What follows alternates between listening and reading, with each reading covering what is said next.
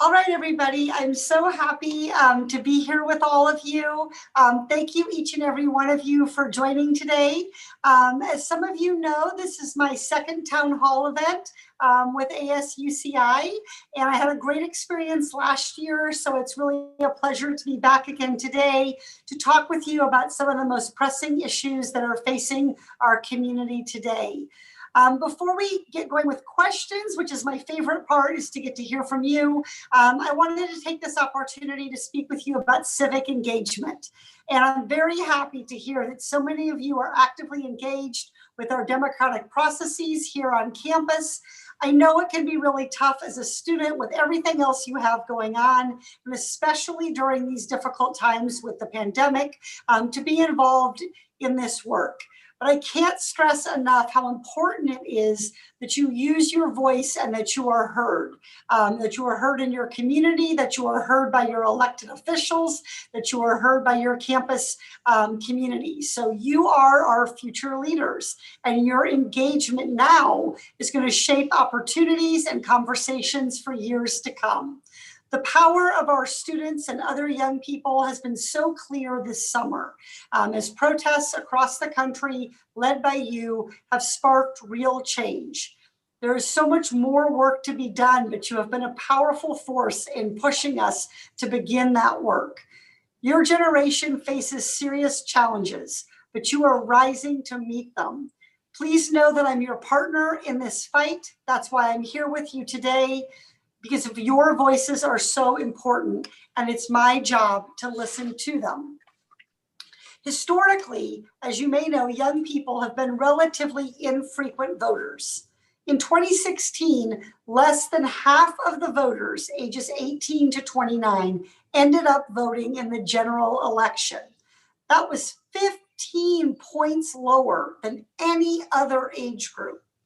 But the great news is that over the last 5 years, we've seen a positive uptick in youth participation in voting. In 2014, the voter turnout for the same age group was 20%. That's in 2014. Fast forward 4 years later, in 2018, it was 36%. It almost doubled. That's the largest percentage point increase for any age group. And in this year's presidential election, so much is at stake. From the environment to racial justice to healthcare to education, issues that seep into every corner of our life are on the ballot. Your future is on the ballot. But your vote is not just for the president or for Congress. It's for the mayors, the state senate, the state assembly board, the school boards, the water districts, and so much more. These local positions mean a lot, and they have a real influence on our quality of life. So this is your opportunity to help shape your community for the better. And it's the reason why you have to keep engaging in the electoral process, no matter how frustrating it can be at times. Not just this year in 2020, but every single year. We are so lucky to be in California for so many reasons, not the least of which is we have a vote by mail plan that allows every single registered voter to participate in democracy while staying safe. Every registered voter in California should have received already their ballot and a postage-free envelope. California's online voter registration deadline is today. So I won't call you out if I can tell you're paying less attention than usual because you're scrambling to register to vote even during this presentation. So please check to make sure if you've not gotten your ballot, you need to double check your registration today and make sure that you request that ballot. If it hasn't been received, if you don't know where it is, request a duplicate. Today is a big, important day for us all to take action. The deadline, by the way, to request an absentee ballot is October 27th. So register to vote by today, request an absentee ballot by October 27th. Now, how do you get that ballot in? There are so many easy ways to do it. There are drop boxes, including drop boxes right on the UCI campus. And our registrar of voters here in OC, if you go to ocvote.com, there's an easy app to help locate the nearest drop box for you. These drop boxes are incredibly secure. They're big yellow and white boxes. You simply drop your ballot in there, and they're collected every single day by employees of the registrar. You can also there'll be drive-through locations coming up where you can hand your ballot directly to an employee. You can vote by putting your ballot in the mail. If you do that, please do it soon. Don't wait until election day, so there's plenty of time for it to get delivered. Then, of course, you can also go vote in person, not just on election day, but also at the early voting centers. So voting has never been easier in California, and it's never been more important nationally. So I'm excited to share with you some of the work that I've done in my first term in Congress, but most of all, I'm excited to hear from you. My most important job as a U.S. representative is to listen to my community, to listen to their opinions, to learn from them about their experience. This is my 25th town hall style event where I get to listen to my constituents and answer questions that I have. And that provides me with so much valuable information about what's on your mind, what are your challenges, what possible solutions might be, and how I can be more helpful. So thank you so much to everyone for participating, for being here, and I look forward to your questions. All right, thank you so much, Congresswoman. And I want to thank all of the attendees for their patience while we began the event. And I'll just give my opening address and we'll go ahead and get started. Good evening, UCI community and members of the general public. My name is Alan Calderon, External Vice President of the undergraduate student body at UCI, and I will be the host of this event. Your moderators for today's event are members of the External Vice President staff, Victoria Montalvo, Legislative Director, Belen Michael, Legislative Aide, and our three staffers, Zach, Nikon, and Lauren. Tonight, we have the honor of hosting the Congressional representative for the 45th District, Katie Porter. Congresswoman Porter, welcome home to UC Irvine. Thank you so much.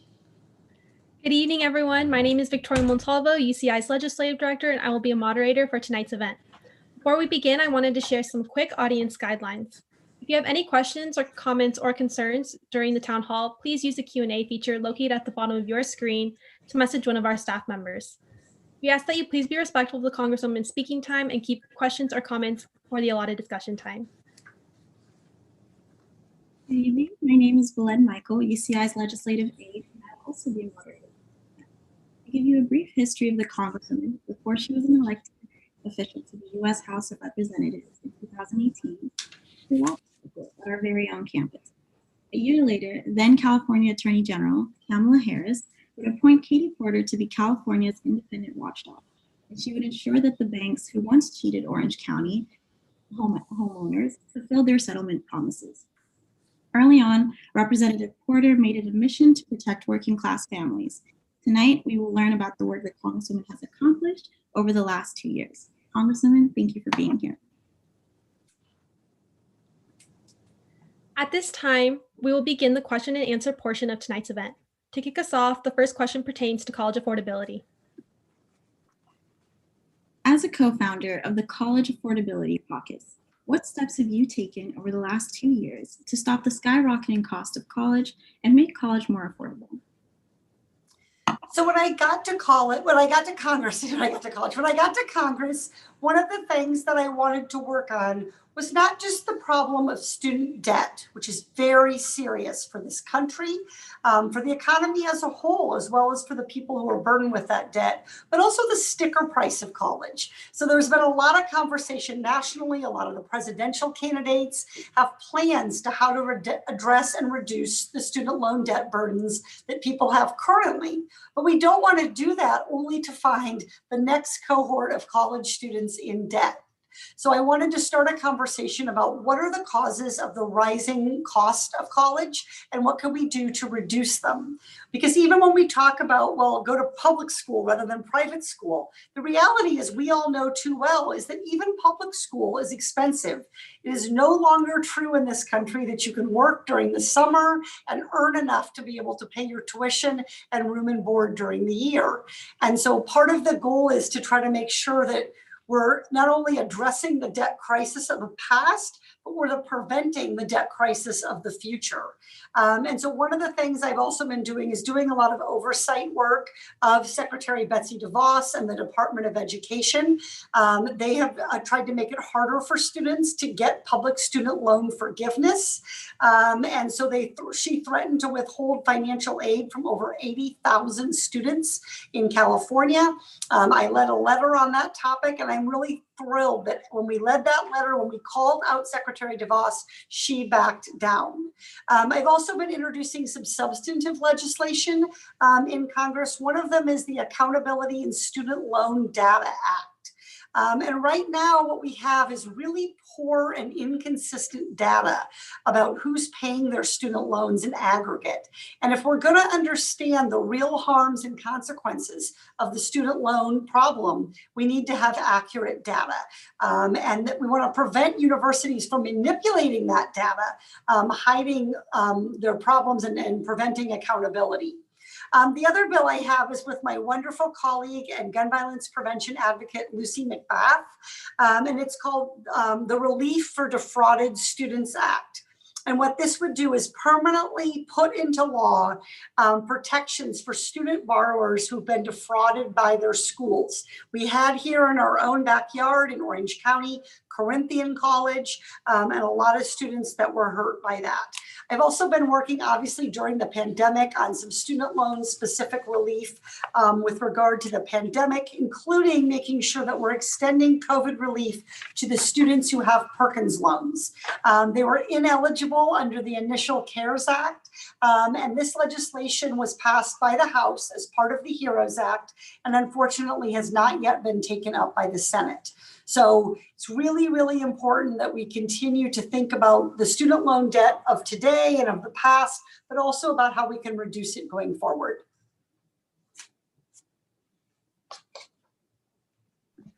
Thank you so much, Congresswoman. We'll be now moving on to our next question, which is, can you please tell us about the work you've done in regards to the SALT caps? In what ways will increasing the cap to $20,000 benefit your UCI constituents? And why do the increased deduction amounts not apply to university professors as well? Yeah, so I want to start by explaining what this is, because I think when people hear SALT, they think, like, is this a tax issue or a nutrition issue? SALT stands for state and local taxes. And traditionally, for basically the history of our tax system, until Donald Trump came along, people could deduct what they paid in state and local taxes from their federal taxes. In other words, you weren't taxed twice on this income. And particularly in communities like ours, where there are significant local and state taxes that go to make investments in our quality of life, including in our university system, being able to deduct those taxes was important to allowing people to continue to make these investments. And what Donald Trump did in his tax law was to put a cap of $10,000. So if a person, a taxpayer living in Irvine, maybe pays property tax on their home, state income tax, if that exceeds $10,000, say it's $15,000, you can only deduct 10. And what that does is increase the effective tax rate. And so it was a big change to people who'd already made decisions about purchasing a home. It makes it harder for first-time home buyers to be able to afford to purchase because it increases the taxes that they're going to have to pay. So we've done research with the Ways and Means Committee, which is the tax committee in the House, and shown that 42,000 taxpayers can no longer deduct their full taxes. And the average amount that they were deducting in our district was $18,000. So this about halved that deduction.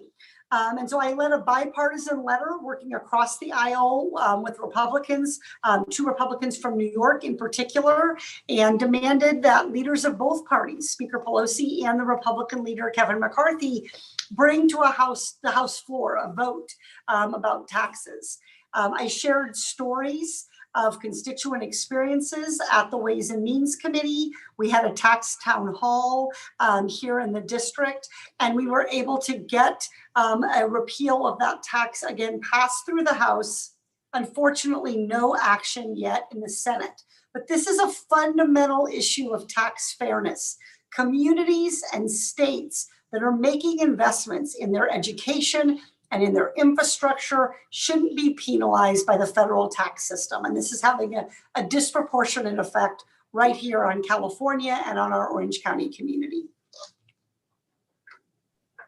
Thank you, Congresswoman. Our next question is, in the age of COVID-19, many students are finding themselves in a difficult position where they are forced to have multiple roommates in an apartment, which increases the risk of COVID-19 transmission, to afford their high rents. What have you done in Congress to help renters in Orange County? Yeah, I know from working on campus, from being a professor, that this is a difficult area for students to afford housing in, and that many UCI students share apartments and live in Irvine company managed properties that are very, very close to the campus. So we heard from a lot of UCI students, undergraduates and graduate students who called our office and asked for help because they couldn't pay their rent due to COVID-19 related hardships. A lot of people maybe were going to school, but also working part-time at a restaurant. And those jobs all went away when things were closed down in the early days of the pandemic. So Irvine Company initially responded with a very limited option that they called rent assist. But what we heard back from constituent after constituent was, this is not enough. This is not going to help me keep a roof over my head. And so what we did was work with the Irvine Company to force them to do more to communicate other options, including what's called a hardship exemption. And this program is a lot more flexible and a lot more generous than rent assist. And it let people defer their April and May rent and then begin to slowly pay missed rent payments over time. And so that's what rent assist did, and then the hardship program is more generous than that, because I think a lot of the students were correct to recognize this is not just a March and April problem and things are magically going to get better in June. This is a long-term change to people's ability to afford their rent. And so the hardship exemption from the Irvine Company really helps. We worked hard to push them for that and then to push them to better publicize that. And we sent out letters from our office trying to make that more clear to student renters. The CARES Act, the coronavirus relief bill that we passed in mid-March, I should say, it also contained funding for state and local governments. And we've seen different cities in Orange County do different things. But I think what the city of Irvine did was one of the most important things that they could do with those resources. They started a rental assistance program, and it's funded with $2 million federal dollars. And what happens is you can apply to the city of Irvine for that rental assistance. If there's more applicants, then they have resources. They'll have a lottery system to choose. But all you have to be eligible are live in Irvine and be struggling to pay your rent. So I encourage you, if you're having trouble with your rent, to reach out to the city of Irvine to apply for their rental assistance program. And I'm continuing to fight for more state and local funding so communities like Irvine can expand those successful programs, helping everyone keep a roof over their head and stay sheltered during this time. Thank you so much, Congresswoman. As a co-sponsor of the Women's Health Protection Act of 2019, you've demonstrated yourself to be highly in support of women's health services. How else have you supported women's access to health services? I think that the right to reproductive health care is a fundamental right for both women and men. But we have seen over and over again in our history that women's access to quality, affordable health care including abortion care and birth control, has been restricted. And without access to that kind of health care, without the ability to make their own choices about when and if to start a family, we're not going to have true equality for women in this country. So I firmly believe that health care is a personal decision. It's about what a woman decides with his or her physician. It's between a patient and a doctor. And we have to maintain and increase access to that quality care and make sure that it's quality, compassionate care that lets a woman make her own choice about what's best. So I've stood up to the Trump administration's attacks on women's health care, and they have been repeated. So I have had to stand up over and over again. One of the biggest attacks has been on what's called Title X. Title X is how it's written. And Title X funding since the 1970s has helped millions of women and families have comprehensive reproductive care. And so it's administered through the Department of Health and Human Services.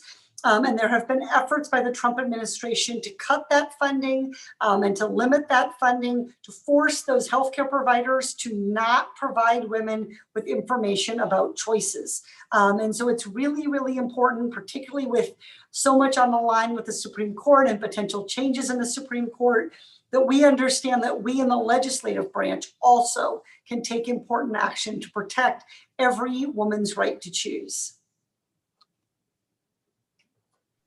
Thank you, Congresswoman.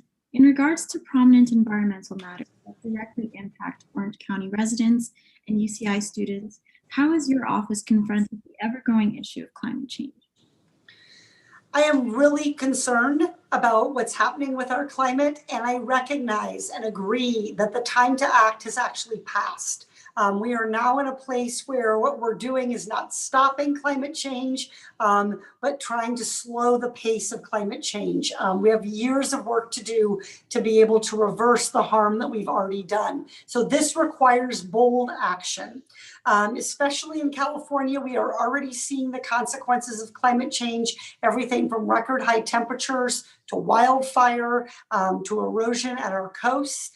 California is really like the canary in the coal mine. What we're seeing here is really just going to get more and more severe and spread to other parts of the country. And this has a big effect potentially, not just on our quality of life, but on all kinds of elements of our economy, including California's role as the breadbasket of our society, producing a lot of the agricultural, the vegetables, the fruit, things that people rely on. So my pledge to you is that I will preserve California's leadership in tackling climate change. The federal government shouldn't be holding states back from being innovative and responding to climate. If states like California are able to do more, the federal government should be giving them that freedom to make faster and better progress. The second thing I pledge to you is that I'm going to support the growth of green jobs in Orange County. This is a major potential opportunity for us to create good, high-paying, science-based jobs to help employ our UCI graduates and continue to attract a talented workforce here to Orange County. So that means investing in training programs in higher education and making sure that green jobs are continuing to grow. And then the third part of this is making sure that we're holding the administration accountable, making sure that our Environmental Protection Agency is actually protecting our environment rather than doing the bidding of polluters. So that means making sure that we're asking tough questions of the Department of Energy, of the EPA. I don't take money from corporate PACs. I don't take money from people who work in fossil fuels, because my job is to protect our planet, not to do the bidding of polluters. I'm really excited to be a member of the Sustainable Energy and Environmental Caucus. It's a bicameral caucus, which means we meet together with senators like Senator Markey and others to talk about environmental legislation. And we've been working on a number of bills like that. One of them is called the Clean Corridors Act, which would increase the number of charging stations up and down the state, helping those who have electric vehicles or hybrid vehicles be able to make use of them, including for longer trips. We passed in the House the Climate Action Now bill that would require the United States to rejoin the Paris Climate Accords. It's very clear that we need in the United States to be taking a leadership role in this way. We see some of our global competitors like China making really serious investments in clean energy. They're doing that because they know the economy that wins and keeps the manufacturing jobs of the future will be the country that figures out how to manufacture and transport goods in clean energy ways. So there's a lot more that we need to do on the environment, but it starts by taking bold leadership. There is no doubt that what we did in this last Congress is merely the beginning. And one of the really exciting things that happened, unfortunately got a little lost because it came out right as COVID was becoming more widespread, was the Select Committee on the Climate Crisis produced its report. And I encourage you to look at that report to understand Congress's path to taking legislative action beginning in January of next year to fight climate change. Thank you so much, Congresswoman. In your first term, you supported the Violence Against Women Reauthorization Act. What changes have been made, if any, in the reauthorization of the VAWA, and how do you hope that this will continue to protect women from domestic violence? Yeah, I worked with my colleagues to help pass that reauthorization of the Violence Against Women Act. It's often pronounced VAWA. This is more important than ever, particularly because we know that COVID-19 has had people staying more home, having fewer resources, sometimes even being trapped at home with their abusers. So it's really, really important that we pass this reauthorization. The House did that. Again, I feel like a broken record. The Senate has not. And this should not be a partisan issue. And historically, it hasn't been. Historically, people on both sides of the aisle have worked on this. And we saw that in the House. We had Republican support for reauthorizing the Violence Against Women Act. My amendment to that bill would focus on integrating the term economic abuse into the definition of domestic abuse. We see and we know from research that a lot of abusers will do things like take out credit in their abuser's name, cut off access to bank accounts, and will use economic tools to keep people in situations that are unsafe or abusive. So expanding that definition would give judges more opportunity to help address the harms of domestic violence, including the financial harms. Because we know from talking to victims and survivors of domestic violence and intimate family violence, intimate partner violence, that one of the reasons they don't leave is the potential and the risk of financial harm. So there's more that we can do about that.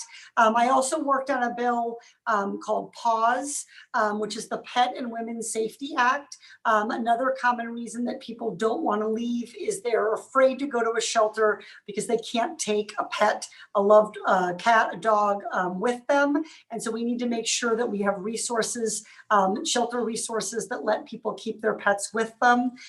So that is another thing that we've been doing, and also working to expand the protections to Indigenous women, to Native Americans on tribal land who are disproportionately likely to be harmed by domestic violence.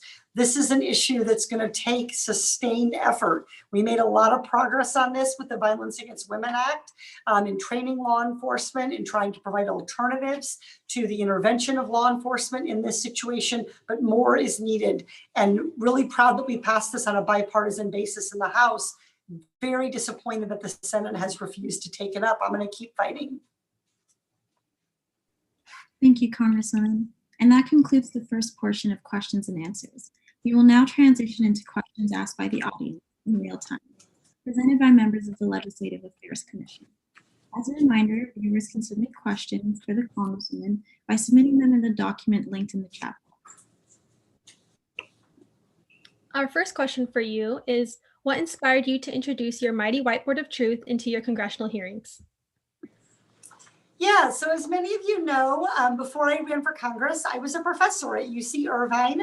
I came to campus near the time of the founding of the law school and taught for many years in the law school. And I taught commercial law, bankruptcy law, and I would always use the whiteboard in class. And my goal there was really the same as it is in Congress, to help make the point clearer, to help invite, in the case of the classroom, my students, in the case of Congress, the public, into the conversation.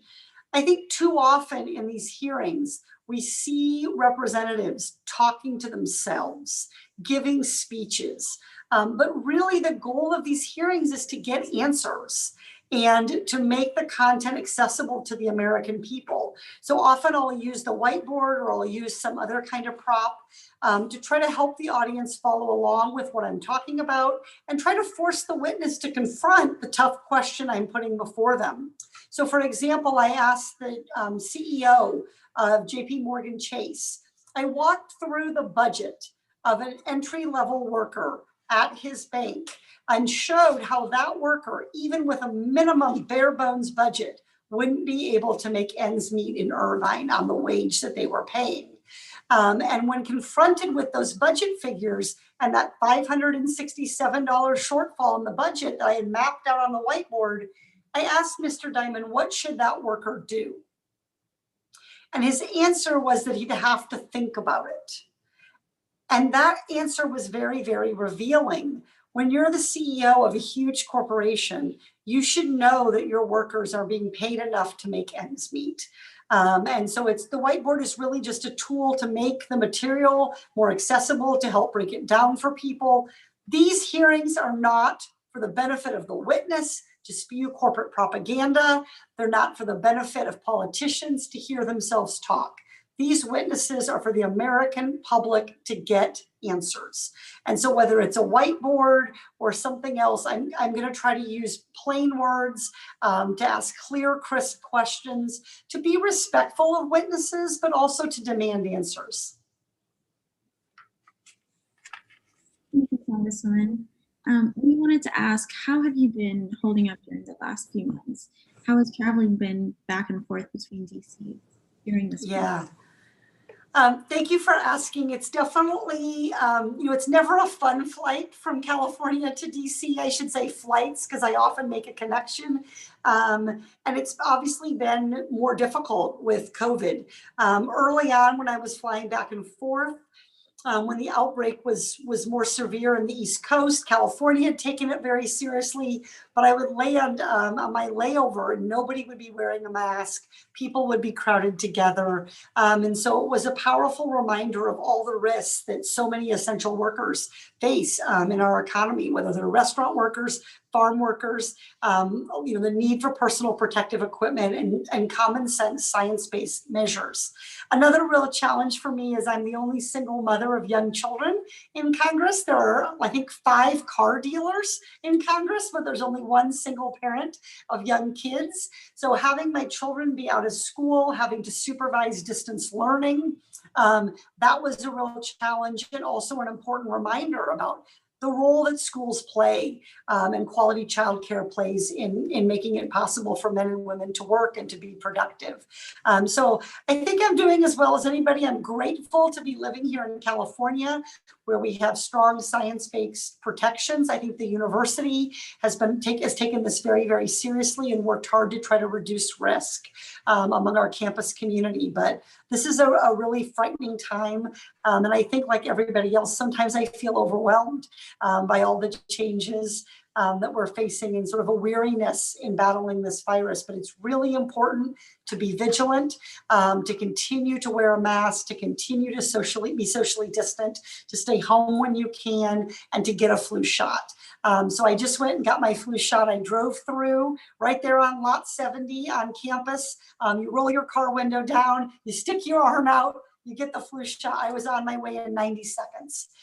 So please, everyone, continue to follow the public health guidelines, because we are keeping people safe. And I think one of the things we know more and more about is not just the risk of death, from COVID, particularly to older people, but the risk of long-term harm to younger people. And so we're seeing more and more cases of what they call long COVID with younger people. So I think no matter what your age is, it's really important to do what you can to protect yourself and protect those that you're going to come in contact with. So I'm grateful to everyone at UCI for continuing to keep our community safe. Great. Thank you, Congresswoman. Our next question is, many college students use the U.S. Postal Service to vote absentee in their hometowns. What are you doing to address the recent changes to the USPS to ensure mail-in ballots get postmarked and delivered in time to be counted? Yep. So we have some real challenges with our Postal Service. This particular Postmaster General made changes, and the result has been a slowdown in mail delivery. That's been combined, of course, with the challenges of the pandemic, which include more people ordering things online. A lot of those deliveries come through the post office. So we had an oversight hearing where I questioned Postmaster DeJoy, and I got a lot of attention for revealing that he knows very little about postage. He didn't know how much it costs to mail a postage stamp. He said, I submit to the record that I don't know very much about postage, which is an interesting answer for the Postmaster General. But probably the most disturbing answer he gave was, my colleagues before me had been asking about the changes that were made, the removal of machines designed to sort mail, the removal of drop boxes that help people put things in the mail. He kept saying he didn't make those changes. So when it was my turn, and I'm the last person to question because I'm the most junior person on the committee, I said, Mr. DeJoy, you've testified you didn't make these changes. Who did? And his answer was he didn't know. So there is a lot more that we need to do to continue to support our post office. That means getting them extra funding to allow them to continue to make ends meet during this period. It means, trying to expand postal services. This is probably the greatest area of bipartisan agreement in this country. Republicans, Democrats, young, old, people want the postal service to continue to flourish. With regard to ballots specifically, the best thing that you can do is mail your ballot early or drop it in a drop box if you have that option if you're in Orange County locally, because then it's picked up directly by the registrar's office. But every year, the Postal Service has to deal with more and more ballots being mailed. And so help them out, put it in the mail today, tomorrow, the next day. Don't wait till election day to add it to the mailboxes. Help them spread out their workload, help them continue to stay safe while they're delivering our mail. Great, thank you, Congresswoman. As a congressperson and a past professor at UCI, how would you suggest a UC Irvine student further their interest in activism and play a more significant part in local and campus-wide politics? Yeah, I think it's incredibly important that students are engaged in their campus community. I don't think it has to be necessarily political engagement. So one of the questions I get asked a lot was I part of student government when I was in college? Was I part of a college Democrats or college Republicans? I wasn't, but I was really engaged in my campus community doing community service. And through that, getting to see some of the challenges that my community was facing. So whether you're working on environmental issues, whether you're working on criminal justice issues, if you're working on supporting our people who are homeless or hungry in our community, I think it's that kind of connection to each other that's really, really important. One of the things my office did that I'm really proud of is we started a youth advisory board. And this is designed to help counter the fact that young people often don't have as much voice in the political system. And so we have a rotating board every 6 months. We take new applicants.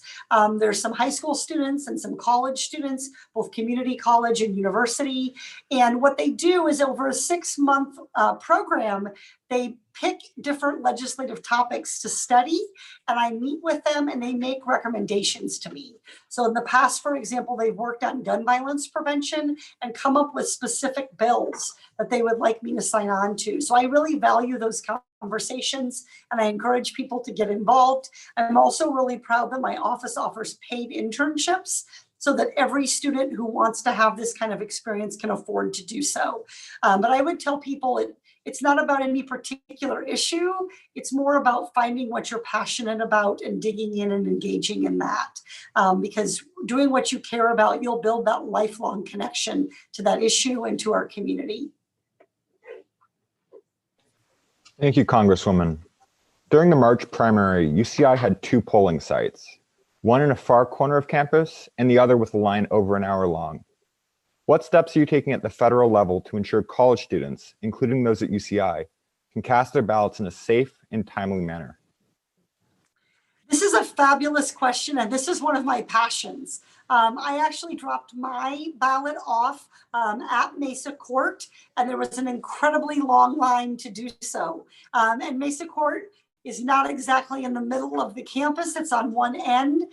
And so as I heard that night, the night of the election, the primary election, I had to fly back to Washington to take votes. And I was receiving messages and photos showing the long lines that people were having to wait in to drop off their ballot. So I asked for a meeting with the university. And one of the things I'm encouraging them to do a couple of things. One is have there be clear responsibility for voting, the voting process and the voting experience on campus. This should reside with student life.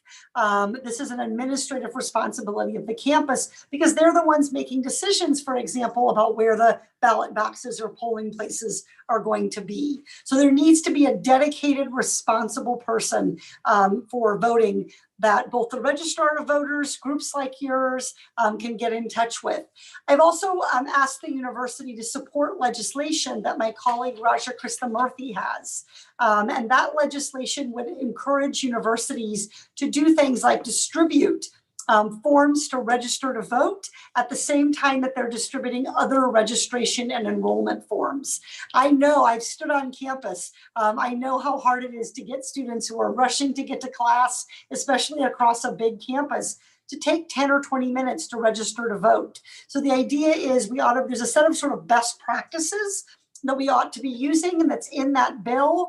And I've given a copy of that bill to UCI and asked that they go through and adopt those best practices. So it's an incredibly important issue to me. I voted on campus as well in 2018 at one of the early vote centers. And so I've seen that the lines are very, very long. And so we have plenty of space and plenty of engaged students. We need to make sure that we're leading the way on civic engagement at UCI. Not just by talking about civic engagement, but by making it possible for students to participate.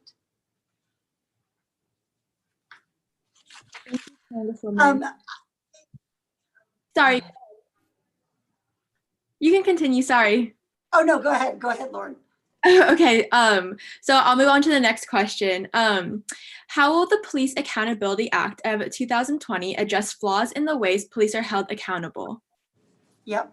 So Congress passed, the House of Representatives convened a working group led by our Southern California colleague, Karen Bass, to come up with ideas for an accountability bill. We called it the George Floyd Justice and Policing Act, and it passed the House of Representatives. Again, broken record, it sits in the Senate where it has not been taken up for a vote. And that bill does several important things. It repeals qualified immunity for police officers. So if they're acting in a way that's inconsistent with their duty to protect and serve, they can be held accountable. It would create a database so that if an officer had been disciplined for discriminatory treatment, there wouldn't be an ability to just go to a different police department and do the same thing. It would provide funding for body cameras, but also guidelines around making sure that there's transparency and visibility into that footage. We have to be clear that the structural racism that we see in our criminal justice system isn't something that started last year or even last decade. It's part of the long-term structural racism of this country. So we definitely should pass the George Floyd Policing Act. We need concrete reforms that we believe will make a difference, but we also need to make sure that we're willing to go back to the drawing board, to listen to communities, to be in partnership, particularly with people of color who are disproportionately likely to be victims of police brutality. This is a long-term problem for our country. It's sadly a long, ugly part of our history, and it's going to take a number of years of sustained struggle to change. But I was really heartened by the conversations, by the peaceful protests, by the dialogue that our community has started on this topic, and there's a lot more work to be done. And I'm looking forward to continuing to be in conversation. We all deserve to be safe, and that includes being safe from harm from our own law enforcement. It's inconsistent with the police's duty to protect and serve to harm those who are in their custody. And so we have to continue to recognize that policing is a difficult job, to provide resources and training for them to do it well, but also to hold them to account and have clear standards of accountability that help address the unequal treatment that exists currently. So I really am sorry to have to depart. I've enjoyed this conversation so much. You guys have asked terrific questions. Know that this won't be our last conversation. I want you all to think about Election Day, not as November 3rd, but as tomorrow. Get up tomorrow and find your ballot, fill it out, and drop it in a drop box, get it in the mail. Every day between now and Election Day is your election day. It's your chance to take action. Remind your family and friends as well to vote. Your vote is really your voice in this democracy, and we need to hear from young people. That has been powerfully clear to me, not only in my career as a professor, but my time in Congress. So thank you so much for asking tough and important questions, and I look forward to continuing the conversation with you. Thank you, Congresswoman. I think everyone will agree with me that we're extremely grateful for all the work that you do and how you fight for your district, including students every single day in Congress. Over the last 2 years, you've tackled taxes, voting rights, climate reform policy, women's health policy, police reform, and many other issues relevant for your constituents. We thank you for joining us tonight, and it was an incredible honor to host you. I think the last thing that we'll do is a quick picture of everyone doing the Zot. If everyone can please join me. All right.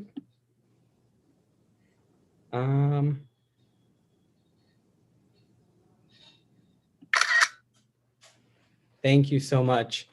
Have a great night, Congresswoman. Thank you. Stay safe, keep studying, and